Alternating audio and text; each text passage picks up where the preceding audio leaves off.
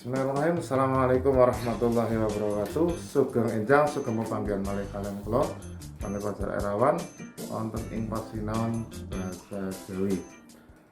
Ya, oke. Pada kesempatan kali ini saya akan menyampaikan dengan bahasa yang komunikatif campur aduk biar nanti insya Allah dari siswa-siswi bisa lebih mudah untuk memahami. Ya, dari beberapa hal yang ada memang terima kasih yang utama kami ucapkan kepada siswa-siswi yang sudah eh, begitu sangat perhatian, bahkan sampai-sampai menyampaikan kepada saya, Pak, soalnya tidak terlihatan, ini bacaannya kurang jelas dan sebagainya. Oke, terima kasih masukannya. Insya Allah kedepannya nanti akan menjadi perhatian dari kami karena memang sistemnya ada seperti itu, jadi nanti mengharuskan beberapa hal, apalagi bahasa Jawa di sistem untuk aksara Jawa kita pakai model screenshot kemudian baru kita upload dalam bentuk gambar. Jadi tidak bisa kita manual menuliskan dan ya seperti itu adanya. Jadi mohon dimaklumi bersama. Oke, langsung saja yang pertama akan saya awali dari beberapa hal. Satu contoh, saya ambil soal yang nomor 1 kemarin di tryout 1 yaitu mengenai woro-woro ya. Dalam hal ini saya akan lebih fokus kepada bacaan ya. Jadi pada setiap soal nanti pasti akan ada yang namanya bacaan. Dari bacaan-bacaan yang ada itu nanti akan timbul soal-soal yang terkait dengan bacaan yang ada. Lalu bagaimana kita menyikapi? Trik yang paling mudah adalah kita membaca apa yang ditanyakan terlebih dahulu. Kita ambil contoh untuk soal yang kemarin. Ada woro-woro ing dhuwur surasane. Surasa itu berarti isi ya. Isi mengenai apa lah. Baru nanti ketika kalian membaca bacaannya, ketika sudah sampai ke isi, oh isinya mengenai mengumpulkan data, mengumpulkan data, ya sudah berhenti. Begitu seterusnya. Ketika ada bacaan, soalnya dulu baru baca. Kalau memang, tapi ada yang tipe orang yang membaca dulu, baru nanti semuanya soal-soal diselesaikan juga ada. Tapi kalau akan lebih hemat seperti itu. Kita baca dulu apa yang diinginkan, baru kita baca total. Jadi paling tidak kita punya kesana kemari kita dapat. Setelah tahu pertanyaannya, kita baca. Itu seperti itu. Ya, yang pertama itu ya, karena banyaknya bacaan kita harus teliti. Harus teliti membacanya karena itu semuanya panjang-panjang. Kemudian yang kedua, hampir di setiap soal pasti akan muncul, entah itu bentuknya hanya berupa frasa, kalimat atau bahkan wacana-wacana yang ada. Jadi panjang, kita harus teliti. Oke, seperti itu untuk topik yang pertama. Bacaan, kita lanjut ke topik yang berikutnya. Ya, oke, lanjut ke topik berikutnya yaitu mengenai aksara Jawa. Oke, aksara Jawa ini merupakan ciri khas dari mata pelajaran bahasa Jawa yang pastinya luar biasa ya, luar biasa. Karena saya yakin belum tentu belajar aksara Jawa ini walaupun dari SD kelas 1 SD sampai kelas 12 SMK itu mahir dalam aksara Jawa ya, karena ini sangat luar biasa kalau memang tidak dipelajari satu persatu. Tapi yang harus kalian tahu bahwa aksara Jawa ini adalah secara bentuk, secara nama sama, tidak akan pernah berubah, hanya fungsi dan pemakaiannya saja nanti pada setiap jenjangnya itu yang akan berbeda. Di SD, SMP, ataupun SMA atau SMK pemakaiannya jelas berbeda. Nah, SD tidak diharuskan nanti harus pakai sandangan panike, terus sandangan-sandangan yang mungkin di SMK diharuskan tidak. Yang penting secara dasar tahu. Tapi begitu juga sebaliknya. Ketika sudah SMK maka harus tahu semua hal.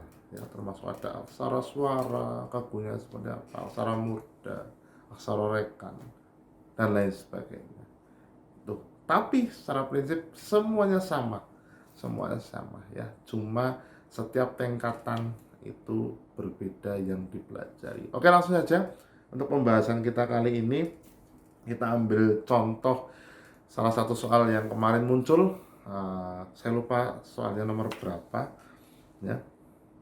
Di soal itu bertuliskan siswa ana ing sekolahan biasanya mangkate jam pitu mulai jam 4 sore.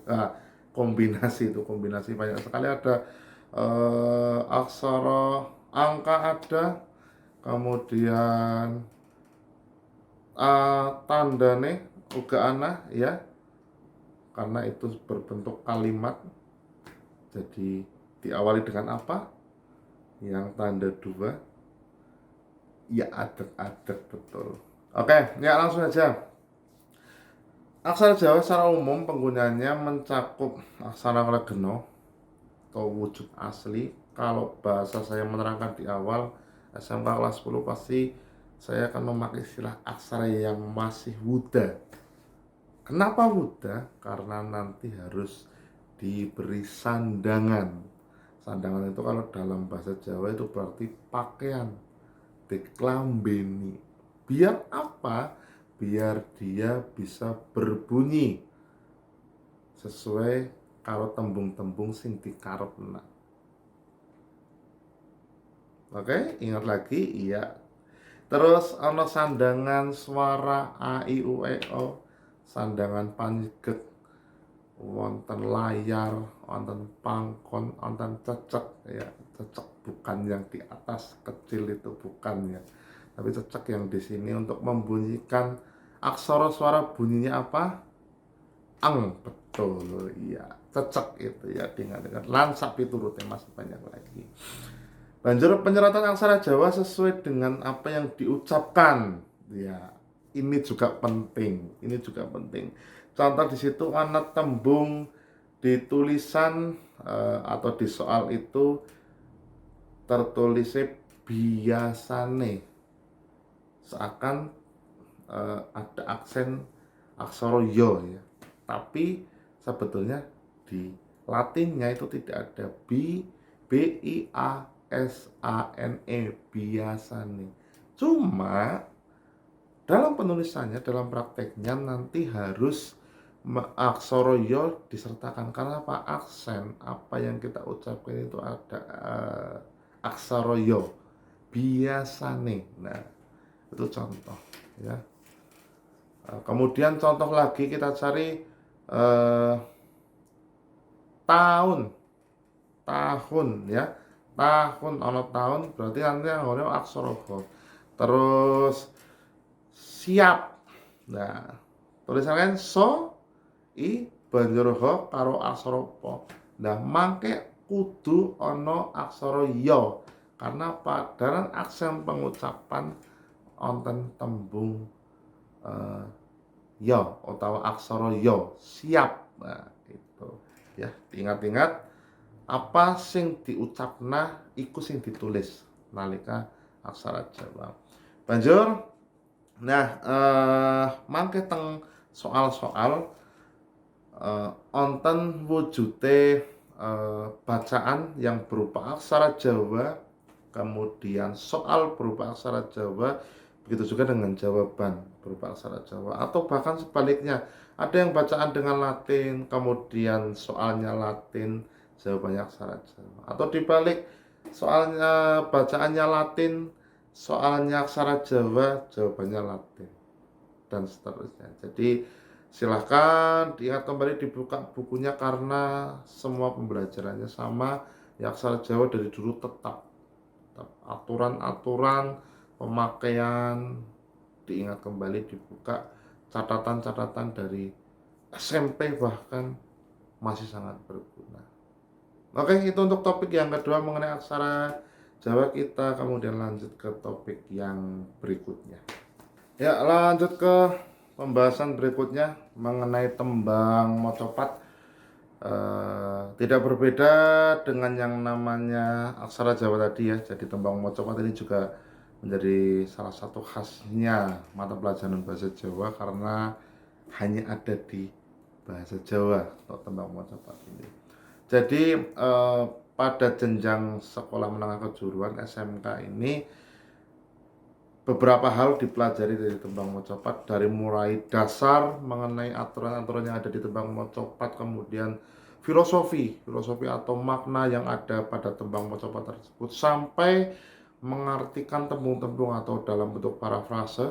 Pada waktu SMP pasti sudah diajarkan dari setiap gatra, tembung-tembung sing ana nang saben gatrane itu diartikan itu parafrase, nanti menyampaikan dalam bentuk sendiri, kalimat sendiri. Itu sampai dengan sebetulnya ada yang dipelajari yaitu mengenai apa sih makna yang lebih mendalam dari tembang itu, bahwasanya tembang mocopat itu sebetulnya adalah rangkaian kehidupan ya, rangkaian kehidupan yang mungkin sudah pernah baca atau saya pernah cerita mengulas sedikit, tapi tidak semua karena memang sebagai ya sebagai selingan karena memang tidak dituntut untuk siswa tahu, tapi mungkin saya pernah menyampaikan. Jadi tembang ini sebetulnya adalah urutan kehidupan dari manusia, diwiwiti sekang tembang Mas Kumambang yang artinya ada tembung kemambang ya, mungkin yang tidak asing itu apa, di mana manusia berada di dalam kandungan seorang ibu ya, itu kumambang, Mas Kumambang. Banjur setelah itu ada tembang mijil itu berarti keluar, itu keluar dari rahim seorang ibu. Ceritakan sampai nanti dewasanya itu ada asmarandono, asmara, bagaimana seorang manusia itu mengalami fase menyukai lawan jenis, mempunyai rasa tertarik kepada lawan jenis, sampai dengan akhirnya nanti ada megat ruh.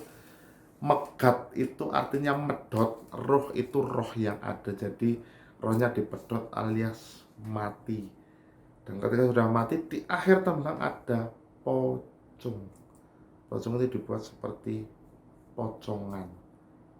Nah, itulah filosofi tembang mocopat yang ada, sebetulnya menggambarkan kehidupan manusia yang ada.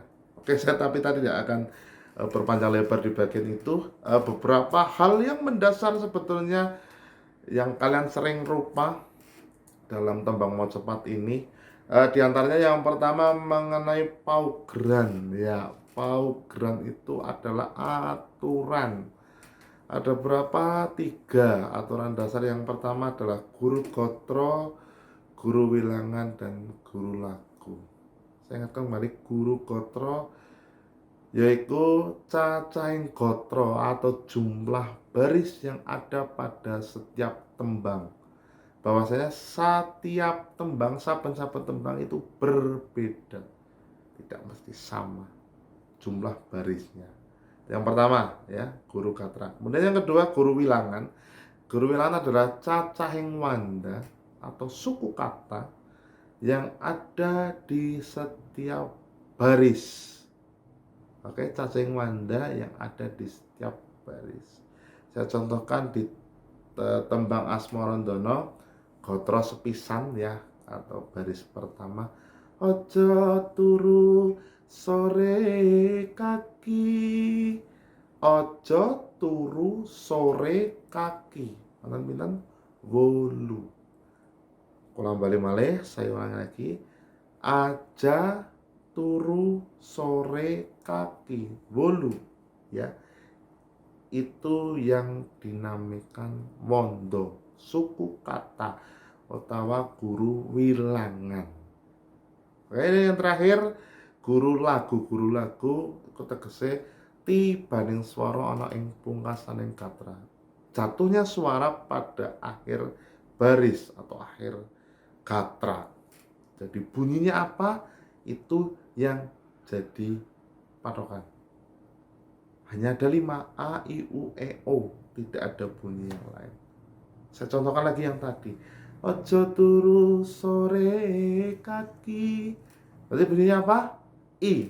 Tadi 8 dan I. Berarti kalau ditanya guru bilangan guru lagune tembang Asmarandono terus pisan ya kuwi 8 I. Ingat kembali? Oke, sip. Ya, itu ya. Tembang, jangan lupa. Ya, itu menjadi dasar. Paugeran aturan dasar dari tembang maut cepat ada 3. Yang pertama, guru gatra, guru wilangan, dan guru lagu. Oke, kemudian yang kedua, memahami mengenai paugeran tembang untuk mudah mengidentifikasi. Seperti tadi sudah saya contohkan, jadi guru gatra itu adalah jumlah baris, setiap tembangnya barisnya ada berapa. Ada yang 2 dalam satu tembang itu ada 2 alinea ya, jadi ada 2, jadi jangan kaget ya. Kemudian kalau saben alinanya itu sudah pasti tembangnya gatranya tetap, apalagi guru bilangan dan guru lagune tetap ya, aturannya seperti pakem, hanya saja bentuknya mungkin berbeda-beda. Jadi yang sekali lagi menjadi dasar adalah paugeran sekang tembang maut cepat ya gue guru gatra, guru wilangan, lan guru lagu. Oke, dari tembang maut cepat cukup, kita lanjut ke yang berikutnya. Ya, lanjut ke berikutnya, yaitu mengenai unsur intrinsik ya. Unsur intrinsik tidak berbeda seperti yang sudah sering saya sampaikan, bahwasanya beberapa hal yang ada di bahasa Jawa itu sebetulnya sudah disampaikan di mata pelajaran lain, yaitu bahasa Indonesia. Ada seperti novel, kemudian cerkak atau cerita cekak, kemudian ada lagi naskah drama dan lain sebagainya. Itu semuanya yang mengandung nanti ada yang namanya unsur intrinsik, semua secara prinsip sama ya. Jadi tinggal nanti adalah pemakaian bahasa yang pastinya dari awalnya mungkin di bahasa Indonesia, ini memakai bahasa Jawa. Begitu juga kalau kita ambil contoh sebuah cerita cekak atau novel atau apa, nanti pasti akan berbahasa Jawa. Tinggal kalian menyesuaikan aja seperti apa. Oke, langsung aja yang pertama, biasanya diawali dari tema atau yang mendasari sebuah cerita itu ya apa. Kemudian yang berikutnya ada tokoh. Biasanya ketika tokoh akan berpasangan dengan penokohan, utawane nek nang bahasa Jawa biasanya watak ya, perwatakan. Banjur selanjutnya adalah setting atau latar ya. Setting atau latar ini secara umum di bahasa Indonesia seperti itu, setting tempat, tapi di bahasa Jawa diperjelas, lebih disempitkan lagi, kaperang dados 3, dibagi menjadi 3. Yang pertama panggonan, membicarakan babagan panggonan. Kaping pindho babagan wektu ya. Kaping telu kahanan sing nanggone cerita. Panggonan cetak ya, jelas di lapangan, di jalan, neng sawah, neng kali, itu panggonan. Oke, sing nyebut panggonan di dalam sebuah bacaan itu kalau ini berbahasa cerita, yaitu mlebu neng gone setting ya, utawa panggonan gue mau. Banjur kaping kalih wektu ya, wektu teng mriki wektu ora mung jam nggih, jam 12 jam 8 mboten namung, tapi wayah esok, lingsir wengi, wayah sore, awan-awan iku uga dadi patokan wektu. Utawa wonten ukara wayahe mangkat sekolah. Nah, wayahe mangkat sekolah iki ya wektu. Karena apa? Secara umum siswa dalam ini berangkat sekolah yaitu kapan? Pagi hari. Itu berarti menerangkan mengenai waktu. Oke. Yang berikutnya yang ketiga adalah kahanan.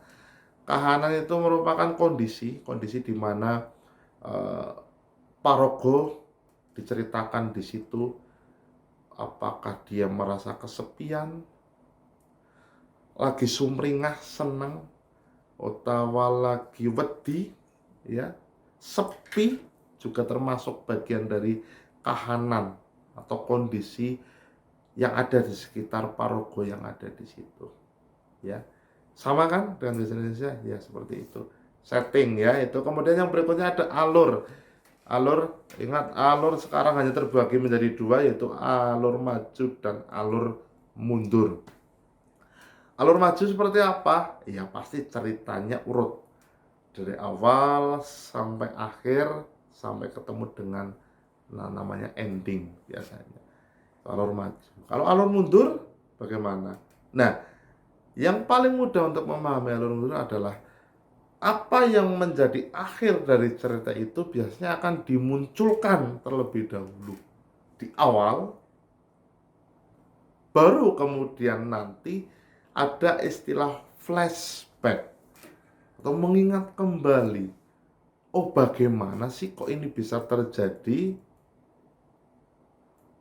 Masih bingung? Oke, saya perjelas dengan satu gambaran. Jadi contoh seperti ini. Ya, si A. Loh, kamu sekarang sekolah di mana? SMK Negeri 1 Kutasari. Akan muncul pertanyaan lagi. Loh, kok bisa sekolah di SMK Negeri 1 Kutasari? Akhirnya diurutlah. Oh, dulu saya TK di tempat A, kemudian 1 tahun selesai TK melanjutkan di SD di B, 6 tahun selesai, kemudian melanjutkan di SMP C, 3 tahun selesai, dan akhirnya saya sekolah di SMK Negeri 1 Kutasari. Dengan kata lain apa? Antara awalan dalam alur mundur ini yang merupakan akhir dari sebuah cerita itu dimunculkan terlebih dahulu.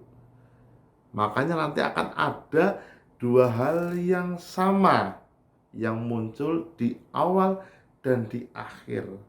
Itu yang namanya alur mundur. Dapat dipahami ya. Oke, seperti itu. Dan yang biasanya tidak ketinggalan juga pada unsur intrinsik itu adalah amanat. Amanat itu merupakan sebuah pesan yang pastinya pesan bersifat positif dong, dari sebuah cerita. Bagaimana setelah kita mendengarkan, kita melihat, kita menikmati apa yang kita lihat tadi mungkin, atau kalau sebuah pertunjukan kita amati, pasti ada sebuah amanat, di mana amanat itu pasti akan bersifat positif, bersifat baik. Tidak mungkin amanat akan menyuruh orang berbuat hal-hal yang tidak baik. Itu biasanya ada 5 hal itu yang menjadi pokok pada setiap bahasan-bahasan yang berhubungan dengan unsur intrinsik. Tentunya ada lagi, cuma jarang sekali untuk ditanyakan. Ya, itu unsur intrinsik. Ya, kemudian selesai ya, secara garis besar di tryout 1 pembahasannya mengenai hal-hal itu. Jikalau nanti memang masih ingat hal-hal yang mungkin kamu jumpai di tryout 1, oh Pak, saya belum memahami tentang ini, silahkan kamu hubungi nomor di bawah ini, japri saya ya melalui WhatsApp. Tapi jangan lupa